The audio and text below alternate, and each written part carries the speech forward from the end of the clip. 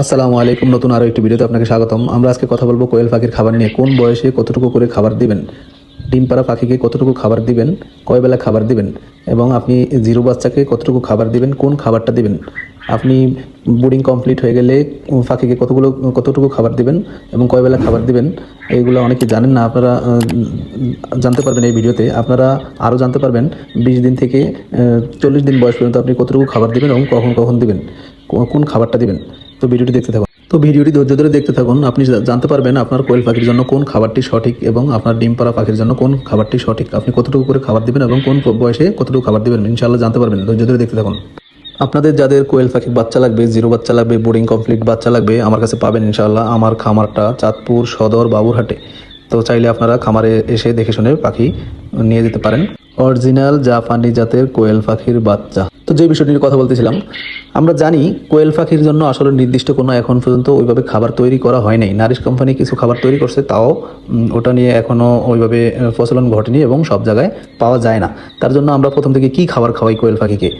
এখন আমরা যেটা করে থাকি সেটা হলো হয়তো সোনালির খাবারটা খাওয়াই, না হলে ব্রয়লারের খাবারটা খাওয়াই, অথবা লেয়ারের খাবারটা খাওয়াই। তো এই খাবারগুলো সব জায়গায় অ্যাভেলেবেল পাওয়া যায়, কিন্তু কোয়েল পাখির জন্য আসলে নির্দিষ্ট কোনো খাবার এখন পর্যন্ত ওইভাবে তৈরি হয় নাই। এখন আমরা কোন খাবারটা খাওয়াই আগে বলে নেই। এখানে যেই খাবারগুলো পাওয়া যায়, যেই খাবারগুলো ধরেন সোনালি হোক, ব্রয়লার হোক, লেয়ার হোক, যেই খাবারগুলো পাওয়া যায়, প্রতিটা খাবারেরই 3টা করে আইটেম হয়। একটা হলো একবারে জিরো বাচ্চার জন্য, একবারে একটা গুঁড়ো গুঁড়ো খাবার যেটা মেশিন থেকে বের হয়। আর একটা খাবার হয় স্টার্টার। এই খাবারটা মোটামুটি একটু বড় সাইজ, মিডিয়াম আর কি।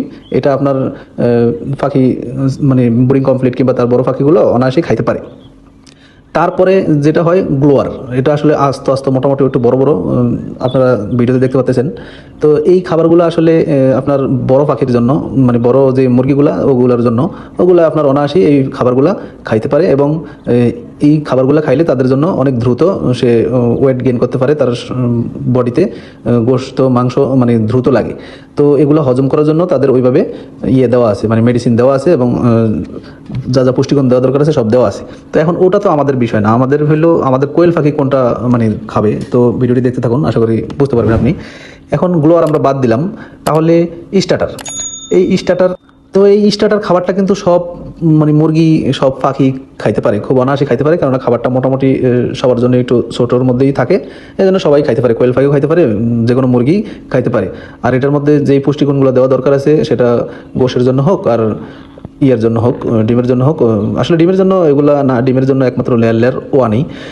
তো ওটার যে পুষ্টিগুণগুলো দেওয়া আছে সব কিছু ওটার মধ্যে দেওয়া আছে। এখন আপনি ধরেন ডিমের পাখির জন্য তো অবশ্যই লেয়ারই খাওয়াবেন, লেয়ার ওয়ান, সেটা এখন কোয়েলের জন্য অ্যাভেলেবেলি পাওয়া যায়।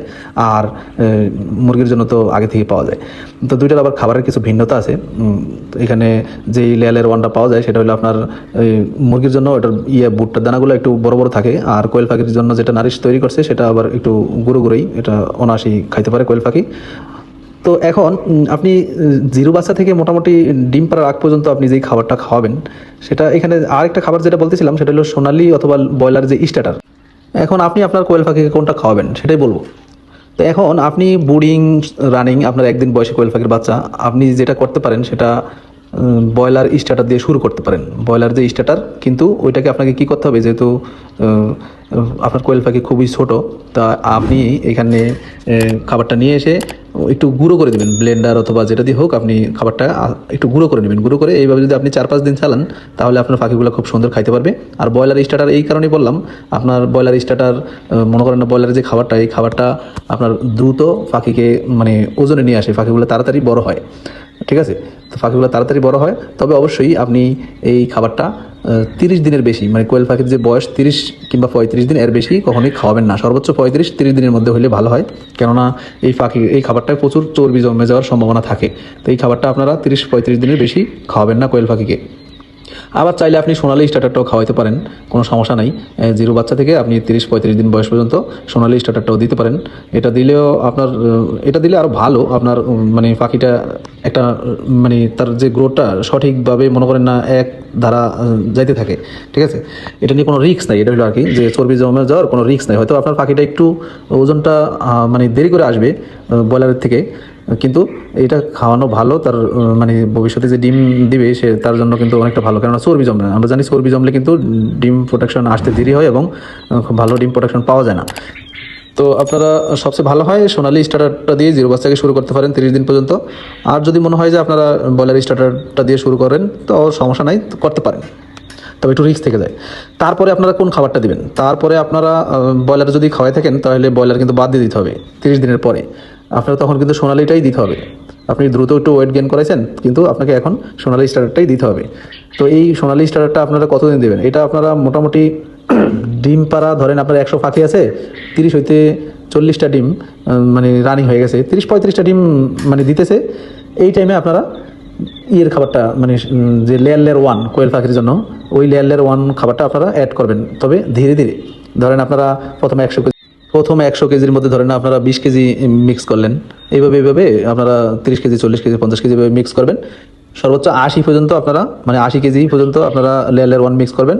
আর 20% সোনালি স্টার্টার অথবা ব্রয়লার স্টার্টারও রাখতে পারেন, এটা যে সময় ডিম ফুল রানিং, তাহলে পাখির গ্রোথটা ঠিক থাকবে এবং সে ডিম প্রোডাকশনও ভালো দিবে। তো এইভাবে যদি আপনারা খামারটা পরিচালনা করেন তাহলে অবশ্যই আপনার খামার দীর্ঘজীবী হবে। আপনি পাখিগুলোকে সুস্থ সবল রেখে ডিম প্রোডাকশন ভালো নিতে পারবেন। আরেকটা বিষয় যেটা না বললেই নয়, এখানে আপনারা যে একদিন বয়স থেকে বোর্ডিং কমপ্লিট মোটামুটি 15 দিন পর্যন্ত আপনারা খাবার কন্টিনিউ দিতে থাকবেন। খাবার শেষ হয়ে গেছে খাবার দিতে থাকবেন, খাবার কমতি দেওয়া যাবে না।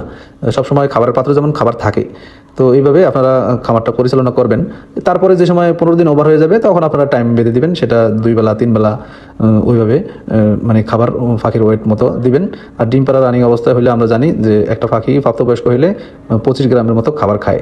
তো এইভাবে আপনারা মেপে খাবার দিবেন, সেটা 2 বেলা দিতে পারেন 3 বেলা দিতে পারেন। আর কন্টিনিউ আপনারা ফ্রেশ পানি পাখিকে দিবেন, এতে করে আপনার মানে পাখির পানির থেকে কিন্তু